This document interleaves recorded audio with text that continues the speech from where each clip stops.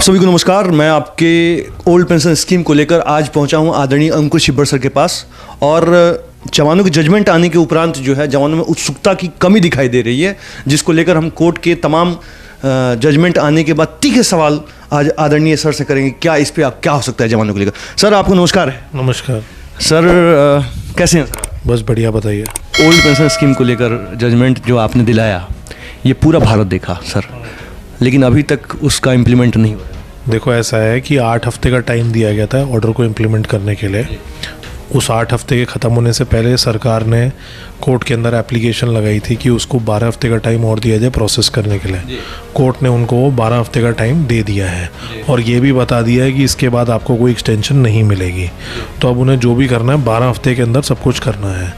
पर वो मेरे को ऐसा लगता है कि वो इसलिए नहीं हो रहा है क्योंकि वो सुप्रीम कोर्ट में इस ऑर्डर को चैलेंज करना चाहते हैं, तो इसलिए उसकी तैयारी चल रही है। सर तो इसके बीच में कंटेम्प्ट भी डाल सकते हैं या केवियट डाल सकते हैं? देखिए, 12 हफ्ते से पहले तो आप कंटेम्प्ट डाल नहीं सकते।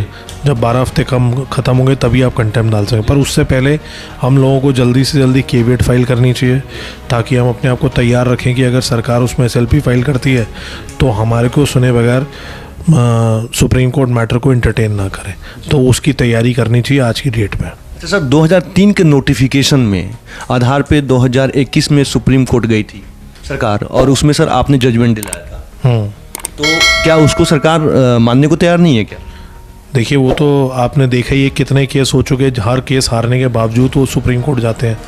पर इसके अंदर 2 चीज़ें हैं। यहाँ पे अब 2 लोग हैं, 2 किस्म के लोग हैं। एक वो जो नोटिफिकेशन से कवर्ड हैं, एक वो जो कि irrespective of the date of appointment वो बिकॉज ऑफ आर्म फोर्स के हैं, इसलिए उनको बेनिफिट दिया गया है।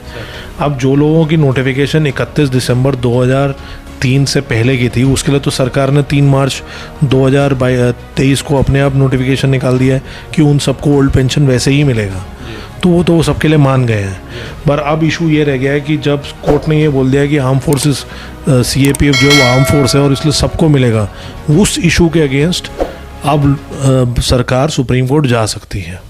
अच्छा, सरकार सुप्रीम कोर्ट जा सकती है। फिर भी क्या मानते हैं सर आप, इस पे क्या कहना चाहिए? देखिए, जब कोर्ट गए थे तब भी ये बताया था कि हमारा केस बहुत स्ट्रांग है और उसी बेसिस पे मैटर आर्ग्यू किया था। अच्छा सर, लोगों को ये बहुत बड़ी गलतफहमी थी कि आप सिर्फ नोटिफिकेशन के बेसिस पे जाइए और ये आर्म फोर्सेस के बेसिस पे मत जाइए। और मैंने सबको ये समझाया था कि नोटिफिकेशन का कट ऑफ डेट जो है वो फिर भी चेंज हो सकता है, बट ये जो आर्म फोर्स है ये स्टैचूट से पावर है, जिसके अंदर कोर्ट को भी मुश्किल होगी इस जजमेंट को सेटिसाइड करने के लिए। तो वो बहुत अच्छा ग्राउंड है और हमारा, और उससे सबको बेनिफिट मिलेगा। सर एक अभी मैसेज आया है राजेश कुमार का लद्दाख से। वो कह रहे हैं कि मेरी आयु आपको लग जाए और ओल्ड पेंशन स्कीम वाला जो मुद्दा है, जो पूरे भारत में जो सेंट्रल आर्म पुलिस फोर्स की मुद्दा बना दिया गया, उस चीज़ को ख़त्म करा दीजिए। तो क्या कहेंगे उनके लिए, राजेश जी?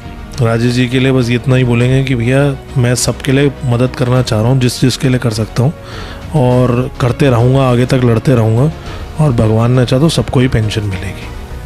आप के तमाम समस्याओं को लेकर जितने सेंट्रल आर्म पुलिस फोर्स के अधिकारीगण, अधीनस्थ अधिकारीगण और जवान जो है 2003 के नोटिफिकेशन के आधार पे भर्ती हुए थे और उसके बाद के थे, जो अभी तक के हैं, उनके जीत के लिए लगातार कोर्ट केस की अग्रिम कार्रवाई जो भी होती है वो सर हमारे साथ खड़े होकर हरदम सर लड़ते हैं। तो आपको सर पहले तो इसके लिए तहे दिल से धन्यवाद है। और सर आशा करते हैं सर इस पे जो है आप जो भी देखिए, मैं एज अ लॉयर भी, हमने एक जजमेंट ली है लोगों के लिए, तो मैं चाहूँगा कि उनको सबको बेनिफिट मिले, तो मैं पूरी तरीके से लड़ाई करूँगा, चिंता मत। बहुत बहुत धन्यवाद सर, नमस्कार। Thank you.